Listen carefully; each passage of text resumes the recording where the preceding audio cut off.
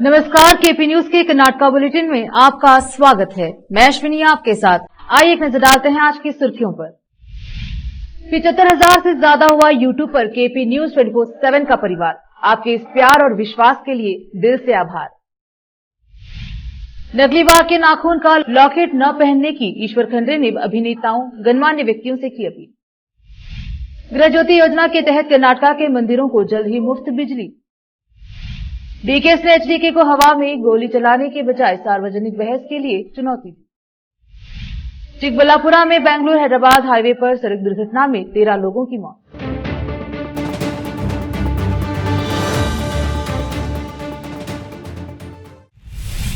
समाचारों का सिलसिला शुरू करते हुए देखते हैं समाचार विस्तार से। कर्नाटका के प्रथम Hindi news channel KP news 24/7 ने जहां प्रसिद्धि को छुआ है और न सिर्फ कर्नाटका बल्कि दूसरे राज्यों में भी अपनी अलग अलग पहचान बनाई है, वहीं इसने एक और उपलब्धि प्राप्त की है। यूट्यूब पर केपी न्यूज 24/7 के 75,000 सब्सक्राइबर्स पूरे हो चुके। सब्सक्राइबर्स पूरे होने पर केपी परिवार में प्रसन्नता है।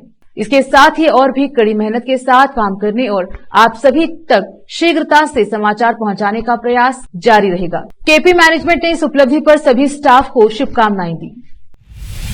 बीदर जिला पुलिस द्वारा तुलजा भवानी देवी के दर्शन के लिए बीदर जिले से जाने वाले भक्तों के लिए बीदर जिला पुलिस की ओर से सूचना। उस्मानाबाद जिले के पुलिस अधीक्षक एसपी ने तुलजा भवानी देवी के दर्शन के लिए तुलजापुर जाने वाले भक्तों के लिए रूट डायवर्जन किया है।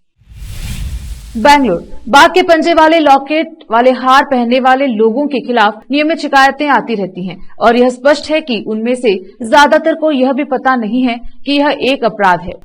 वन्य जीव और पर्यावरण मंत्री ईश्वर खंडरे ने कहा, इस पृष्ठभूमि में अवैध रूप से वन्य जीव उत्पाद रखने वालों को उन्हें सरकार को वापस करने का आखिरी मौका देने के लिए कानूनी विकल्पों की समीक्षा की जा रही है। विकास सौधा स्थित अपने कार्यालय में वन विभाग के वरिष्ठ अधिकारियों के साथ लंबी मंत्रणा के बाद पत्रकारों से बात करते हुए उन्होंने कहा कि 2003 तक उन्हें ट्रॉफी, पट्टिका, पेंडेंट सहित किसी भी उत्पाद के स्वामित्व अधिकार का दावा करने के कई अवसर दिए गए थे। वन विभाग से उसके पूर्वजों के स्वामित्व वाले वन्य जीव अंग कई लोगों ने अपने पास मौजूद वन्य जीव उत्पादों पर स्वामित्व का दावा किया। कई अन्य लोगों ने कहा कि उन्हें पुष्टिकरण व प्रमाण पत्र नहीं मिला है।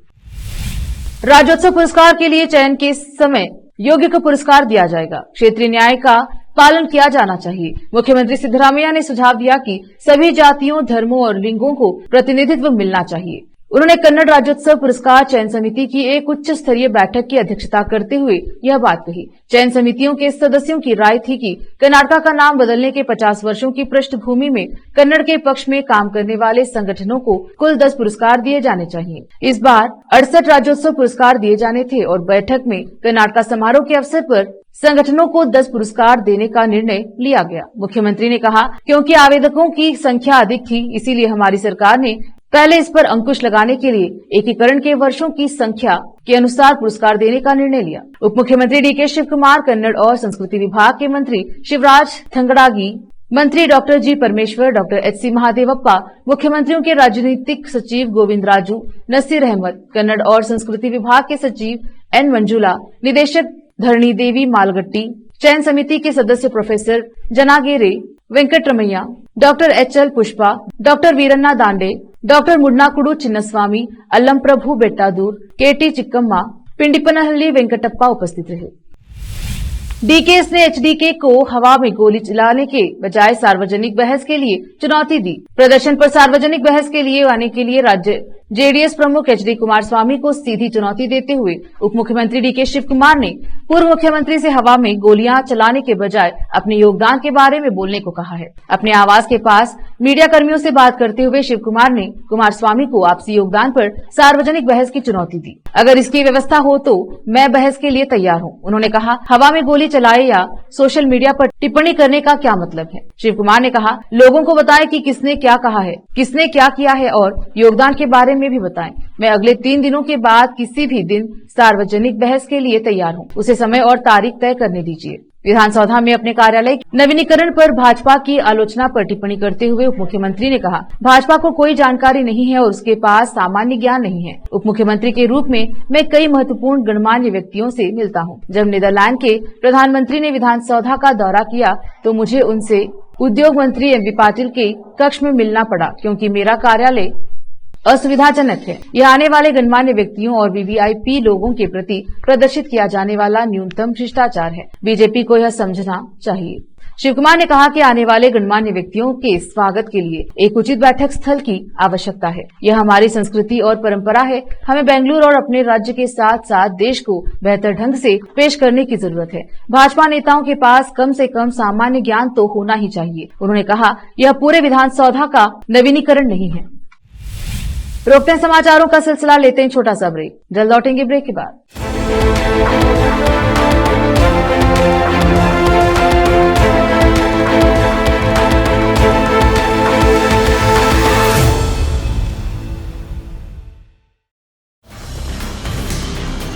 हिंदुस्तान के हर कोने में हम हैं मौजूद। 24 घंटे हालात पर गहरी नजर, खबरों से जुड़े चुपते सवालात, और आपको दिखाता है धार्मिक, सामाजिक, राजनीतिक, लोकल और इंटरनेशनल न्यूज की सबसे बेहतर कवरेज, जो आपको रखती है हर पल बाखबर। देश और दुनिया भर की खबर के लिए देखते रहें KP news 24/7। Noor education trust Bidar की ओर से चलाए जाने वाला Noor MEd and BEd college Bidar, recognised by NCTE Delhi and affiliated to Gulbarga University, Gulbarga. Admission are open for the academic year 2022-23. विशेषज्ञ और सक्षम शिक्षकों द्वारा शिक्षा प्राप्त करने के लिए नूर एमएड एंड बीएड कॉलेज में दाखिला लें और शांत वातावरण में शिक्षा प्राप्त करें। बीदर शहर में बेहतर शिक्षा का एकमात्र केंद्र Noor MEd and BEd college, Shahpur gate, Bidar. Phone numbers 9945283920, 8482221297। Hindustan के हर कोने में हम हैं मौजूद। 24 घंटे हालात पर गहरी नजर, खबरों से जुड़े चुपते सवालात, और आपको दिखाता है धार्मिक, सामाजिक, राजनीतिक, लोकल और इंटरनेशनल न्यूज की सबसे बेहतर कवरेज, जो आपको रखती है हर पल बाखबर। देश और दुनिया भर की खबर के लिए देखते रहें केपी न्यूज 24/7।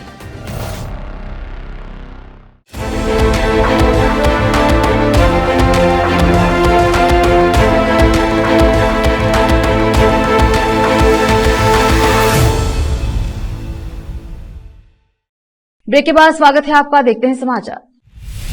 कर्नाटका में मंदिरों को राज्य सरकार की गृह ज्योति योजना के तहत मुफ्त बिजली मिलने की संभावना है, जो राज्य के प्रत्येक घर को 200 यूनिट तक मुफ्त बिजली प्रदान करती है।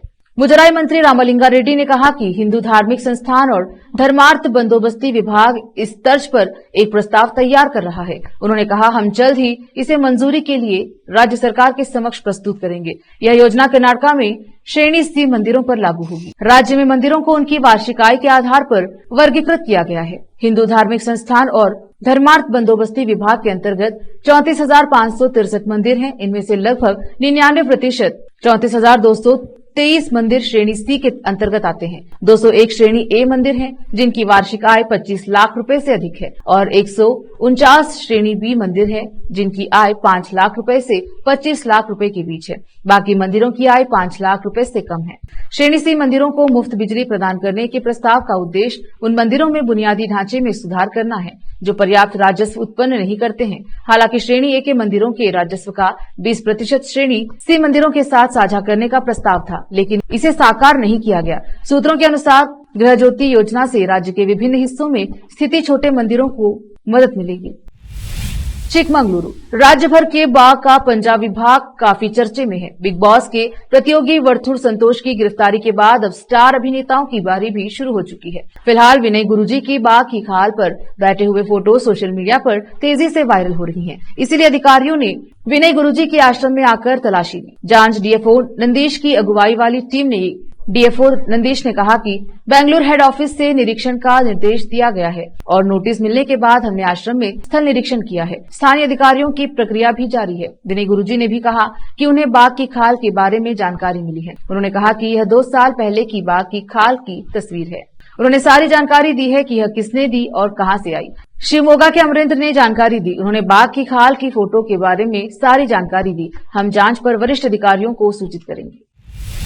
पुलिस ने गुरुवार को बताया कि चिकमंगलुरु जिले में बाघ के पंजे का पेंडेंट पहनने के आरोप में 2 पुजारियों को गिरफ्तार किया गया है। गिरफ्तार पुजारियों की पहचान कृष्णानंद हुल्ला और नागेंद्र जोइस के रूप में की गई है। दोनों खांड्या के मार्कंडेश्वर मंदिर से जुड़े हुए हैं। वन विभाग के अधिकारियों ने उन्हें गिरफ्तार कर लिया है और उनके पास से 3 बाघ के पंजे के पेंडेंट जब्त कर लिए हैं। 2 अन्य से पूछताछ जारी है। बालेहन्नूर रेंज के वन अधिकारियों ने कहा कि बाघ के पंजे को फॉरेंसिक विज्ञान प्रयोगशाला में परीक्षण के लिए भेजा गया है। अदालत वर्थूर संतोष की जमानत याचिका पर विचार कर सकती है, जिन्हें बाघ के पंजे का पेंडेंट पहनने के लिए 22 अक्टूबर को Kannada big boss reality show के सेट से गिरफ्तार किया गया था। संतोष की गिरफ्तारी पर लोगों ने सवाल उठाए, जिन्होंने बाघ के पंजे के पेंडेंट का उपयोग करते हुए अन्य मशहूर हस्तियों की तस्वीरें साझा की और आरोप लगाया कि मशहूर हस्तियों और राजनेताओं के खिलाफ ऐसी कोई कार्यवाही नहीं की जाती। धार्मिक संत विनय गुरुजी भी सवालों के घेरे में आ गए हैं, क्योंकि उन्हें बाघ की खाल पर बैठे देखा गया था। वन विभाग के अधिकारियों ने बुधवार को संबंधित मशहूर हस्तियों के आवासों पर निरीक्षण और तलाशी ली। कन्नड़ सुपरस्टार दर्शन, अभिनेता और राजनेता निखिल कुमारस्वामी और फिल्म निर्माता रॉकलाइन वेंकटेशन इस मामले में वन विभाग के अधिकारियों के अपने लिखित जवाब सौंप सकते हैं।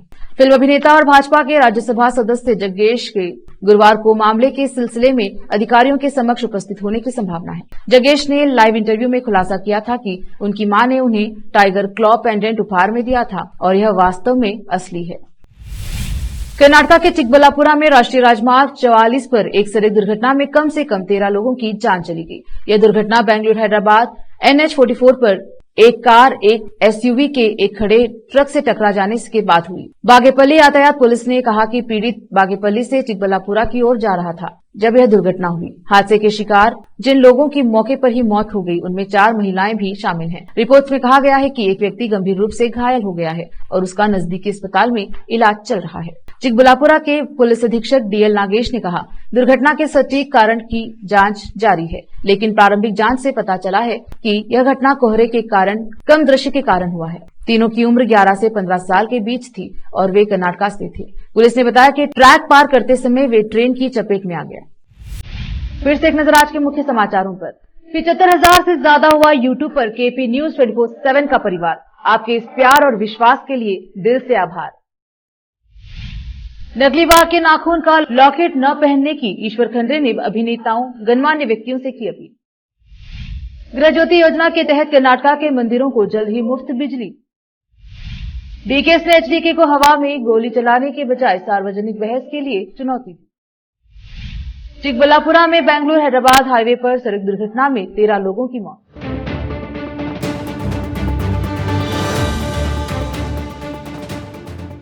KP न्यूज के कर्नाटक बुलेटिन में आज इतना ही। देखते रहिए KP News 24/7। धन्यवाद।